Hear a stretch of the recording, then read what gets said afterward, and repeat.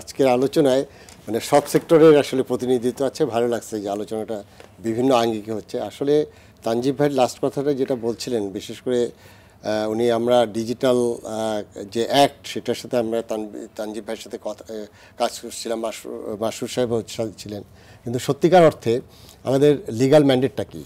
একটা আছে আমাদের ফান্ডামেন্টাল প্রিন্সিপালে আছে, যেটা হারুন সাহেব বললেন যে সংবিধানের 18 আর্টিকেলে আপনার জুয়াকে, গ্যামলিংকে রাষ্ট্র আপনার নিবৃত্ত করবে সেটি বলা আছে। কিন্তু কিভাবে করবে সেটি তো ফান্ডামেন্টাল প্রিন্সিপালে আছে, কিন্তু সেটি বলে যে আইনটা সেটি হলো 157 বছর পুরানো আইন। 157 বছরের পুরানো আইনে তখন তো আসলে ডিজিটাল জিনিসটা কি এটা তো তখন মানুষ কল্পনা করতে পারতো না। তাই সেই আইন দিয়ে আমরা এখন চলছি। সেখানে সর্বোচ্চ 500 টাকার শাস্তি আছে, এবং সেই 500 টাকার যে শাস্তি সেটি যদি আপনি গোল্ড প্রাইজে যদি মনে করেন সেটা বোধহয় এখন 1 কোটি টাকার উপরে হয়ে গেছে। গোল্ড প্রাইজ মানে 157 বছর, যেটা 1867 যে পাবলিক গ্যামলিং অ্যাক্ট। অনেক দিন ধরে চেষ্টা চলছিল, সেটি হলো যে সর্বশেষ এই 2024, ওইটা 2023 ছিল, এটা 2024 করা হয়েছে। 2024 করে, যেটি আমি এখানে মিটিংয়ে আসার আগে আমি স্বরাষ্ট্র মন্ত্রণালয়ে খবর দিলাম, সেটা জুয়া প্রতিরোধ আইন 2024 আমাদের স্বরাষ্ট্র মন্ত্রণালয় থেকে আমাদের ক্যাবিনেটে পাঠানো হয়েছে। মানে মোটামুটি সব প্রসিডিউর শেষ, এখন এটা ক্যাবিনেটে পাঠানো হয়েছে। ওখানে ক্যাবিনেটে যাচাই বাছাই করে এখানে মন্ত্রিসভায় পাশের পর এটা পার্লামেন্টে যাবে। ওইখানে কিন্তু অনেকগুলো ক্লজ আসছে। সেই জিনিসটা যেটা বললাম যে 157 বছর আগে যেটা কল্পনায় আসছিল না, সেটি এখন বাস্তবতা, এবং বাস্তবতা এত গভীরে। মাননীয় প্রধানমন্ত্রী কালকে কিন্তু একটা খুব মানে সিগনিফিক্যান্ট কথা বলেছেন। যখন পরীক্ষার রেজাল্ট দেওয়া হয় সেখানে মাননীয় প্রধানমন্ত্রী বলছেন যে মেয়েরা ভালো করেছে, ছেলেরা খারাপ করেছে। কেন ছেলেরা খারাপ করেছে সেটি খতিয়ে দেখতে বলেছেন, এবং সেটি কিন্তু এটারও একটা কারণ। অর্থাৎ আমাদের যুব সমাজ বা আমাদের আসলে সামাজিক অবক্ষয় এমন একটা জায়গায় চলে গেছে, সেটি আপনি আইন করে, যেটা তানজিব ভাই ভালো করেই বললেন, আইন টেন দিয়ে কিন্তু খুব করা যাবে না। এখন আমরা অলরেডি এটা ক্যান্সারের মতো ছড়িয়ে গেছে।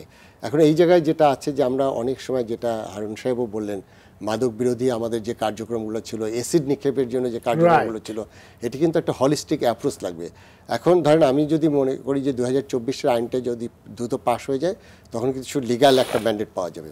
আরেকটি বিষয় এখানে খুব সিগনিফিক্যান্ট, সেটি হলো যে আমাদের টেকনোলজি, এখানে মাসুর ভাই আছেন, টেকনোলজি আসলে এত দ্রুত ফাস্ট এগোচ্ছে, এবং এই জুয়ার সাইট যেটা, যেমন ধরেন আপনি বললেন আমাদের যেমন ই কমার্সের যে প্রতারণাগুলো হচ্ছে, বিশেষ করে আমরা কিন্তু কিছু জিনিস ধরতে পারছি, কিন্তু ফেসবুকে যেটা হচ্ছে এটি তো কোনো ট্রেস করা যাচ্ছে না। তারা 6টা-7টা অ্যাকাউন্ট খুলে ফেক অ্যাকাউন্ট খুলে করছে, যেটা আমরা ট্রেস করতে পারছি সেটি কিন্তু আমরা কেস টু কেস আমরা বিটিআরসির মাধ্যমে বন্ধ করছি, কিন্তু এটি হলো লক্ষ লক্ষ কেস আছে।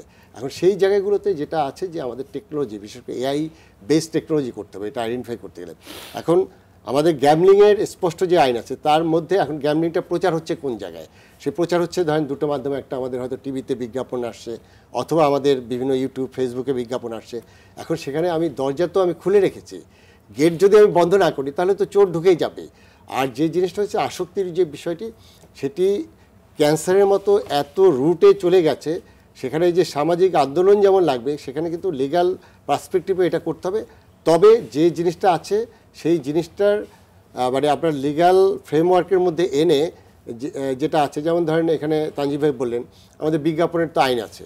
এখন ধরেন এইভাবে টিভিতে আমরা স্পোর্টস চ্যানেলগুলো দেখছি, সেখানে যেমন, এবং ওখানে দেখেন বেট লেখে না, ব্যাট লেখে। যেমন ধরেন আমি বিজ্ঞাপন যারা করছে, সেখানে আমাদের যেটা নীতিমালা আছে বা আইন আছে, সেই জায়গায় আমাদের কিন্তু একটা মানে গেট বাল্ব লাগবে যে আমি কোন বিজ্ঞাপন প্রকাশ করতে পারবো। সেটার জন্য যারা কনসার্ন আছে, আপনার যেটা মানি লন্ডারিং আছে, যেটা তানজিব ভাই বললেন, আমাদের এখানে তো এখনও হুন্ডির মাধ্যমে চলে যাচ্ছে, এটা বাস্তবতা। তা এখন ওই জায়গাগুলোতে আমাদের যেটি যে ফিনান্সিয়াল ইন্টেলিজেন্স ইউনিট আছে, সেই জায়গায় আরও অ্যাক্টিভ কাজ করতে হবে। এটা গেল ওই জায়গায় যে মানি লন্ডারিংয়ের ক্ষেত্রে। আর যেটা আছে হারুন সাহেবরা যেটা করছেন, সেটা হলো যে অলরেডি ঘটনা ঘটে গেছে, সেই ঘটনার পিছনে উনি দৌড়াচ্ছেন, কিন্তু তার আগে কেন ঘটনা ঘটছে বা ওই জায়গায় যে সামাজিক অবক্ষয় যেটা হয়েছে, আমার ছেলেটা সে সারাদিন কী করছে, এখন আমি যদি আজ গার্জিয়ান হিসেবে আমি ওটা না দেখি, এখন এই জায়গাটা কীভাবে হবে? এই জায়গাটা করতে গেলে কিন্তু আপনার মানে দেশের কিন্তু অনেক কিছু সমাধান হয়ে যায়।